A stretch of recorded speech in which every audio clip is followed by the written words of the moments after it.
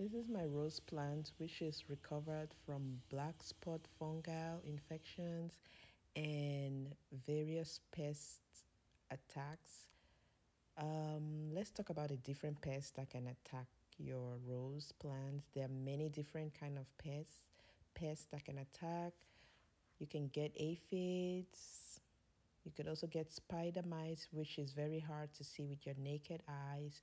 You can also have beetles that can attack your rose plants and thrips, and you can also get rose slugs. Many of these pests mostly attack the leaves of the flowers. They feed on them. Some feed on at the bottom, especially the spider mite. It feeds at the bottom of the leaf. Some of them also attack the flowers and can change the look of the flowers. A simple DIY treatment would be a mixture of 1 spoon of baking soda with 5 spoons of cooking oil in 1 gallon of water, and you can mix that and put in a spray bottle. And this is my plant. This is what it looks like 1 week later after the treatment. Actually, it's a couple of weeks later, not 1 week. As you can see, the new leaves that came out look a little flimsy.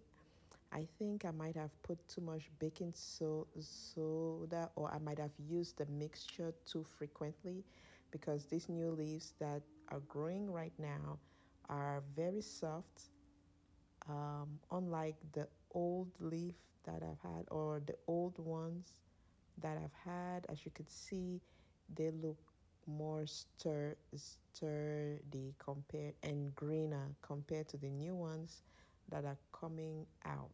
So I would say if you want to use it carefully, or be light-handed with the use.